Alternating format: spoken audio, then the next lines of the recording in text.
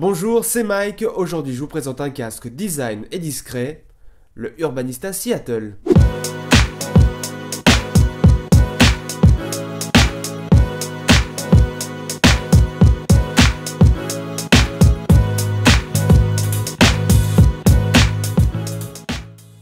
La première chose qu'on peut dire avec ce casque, clairement, c'est qu'il est beau. Simple, noir mat, sans gros logo apparent, il fait pas tape à l'œil comme un Beats par exemple, c'est ce que j'aime beaucoup avec ce casque.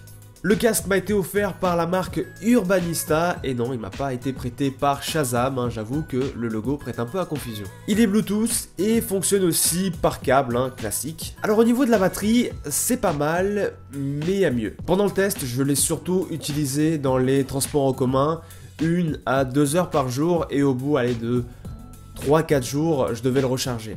Alors c'est pas forcément gênant parce que du coup j'ai pris l'habitude en rentrant chez moi de le mettre à charger, mais je sais que l'ancien casque que j'avais avant tenait facilement une semaine, là on est plutôt sur 3-4 jours. Je regrette un peu la manière dont il se plie, je trouve pas ça très pratique pour le ranger, je préfère largement le casque que j'avais avant pour ça. D'ailleurs si vous l'avez pas vu, je vous invite à aller regarder le test de ce casque en cliquant sur la fiche en haut à droite. La particularité ici c'est la gestion de la musique. Aucun bouton pour avancer ou reculer la vidéo, augmenter ou diminuer le volume ou simplement mettre sur pause. Tout se passe avec l'écouteur droit qui est tactile. C'est super intuitif et assez simple à utiliser. On appuie une fois pour mettre pause, 2 fois pour activer Siri, j'imagine que ça marche aussi avec Google Assistant. Pour avancer, on slide vers l'avant, pour reculer, logique, on slide vers l'arrière. Pour le son, c'est pareil, mais cette fois-ci vers le haut ou vers le bas. Alors je vais être honnête avec vous, ça ne marche pas à 100%, c'est pas aussi fiable que des boutons physiques. Des fois, il va falloir vous y prendre à 2 ou 3 fois pour avancer votre musique. Et des fois, vous allez passer 10 musiques d'un coup sans qu'il y ait de problème.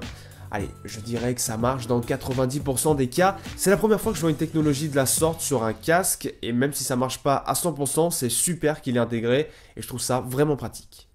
Alors, je sais pas si c'est spécifique à mon modèle ou si c'est mon téléphone qui a du mal à se connecter, mais des fois j'ai des petites pertes de son et je suis obligé de déconnecter et reconnecter mon casque et après ça, tout refonctionne correctement. On arrive à la partie la plus importante, est-ce que ce casque a un bon son ?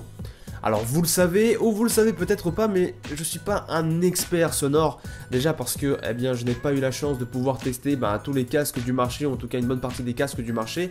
Je n'ai pu utiliser que très peu de casques, celui dont je vous ai parlé, j'ai aussi les AirPods aujourd'hui, voilà c'est à peu près à quoi se limite mon utilisation des casques, donc j'ai pas forcément le recul pour vous dire il est meilleur que celui-ci par rapport à son prix, il est meilleur que celui-là, je ne sais pas. Est-ce qu'il a un bon son? Clairement oui. Bien meilleur que le casque que j'avais avant. Alors récemment j'ai pu avoir les AirPods d'Apple qui proposent aussi une fonctionnalité qui ressemble un petit peu, on peut tapoter son oreillette pour avancer la musique, pour activer Siri et pour mettre pause. Déjà on est assez restreint au niveau des possibilités, mais en plus je vais être honnête avec vous, le tactile des AirPods n'est pas aussi précis que le tactile du Urbanista Seattle. L'Urbanista Seattle, vraiment, vous appuyez un tout petit peu, clac, ça se met sur pause. Les AirPods, faut vraiment appuyer fort pour qu'il le détecte. Des fois, c'est assez gênant d'ailleurs parce qu'on appuie sur son oreille, ça fait assez mal. Enfin bon, bref.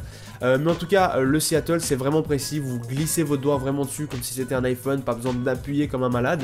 Voilà, c'est vraiment cette particularité-là de ce casque qui m'a plu. Et c'est pour ça que j'avais envie de faire une vidéo dessus. D'ailleurs, dites-moi en commentaire quel est votre casque préféré et qu'est-ce que vous avez pensé de celui-ci.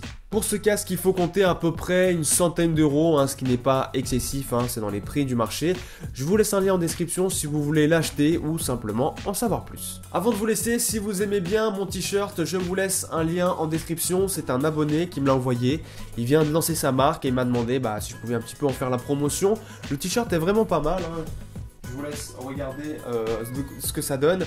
Je vous laisse un lien donc en description. Il y a aussi des pulls, il y a quelques designs. Il vient de lancer donc il n'y a pas énormément de choses, mais bon, il vient de commencer. Donc si vous aimez bien un petit peu ce style de design, je vous laisse checker ça. C'était Mike, j'espère que cette vidéo vous a plu. Moi je vous dis à la prochaine. Prenez soin de vous. Salut!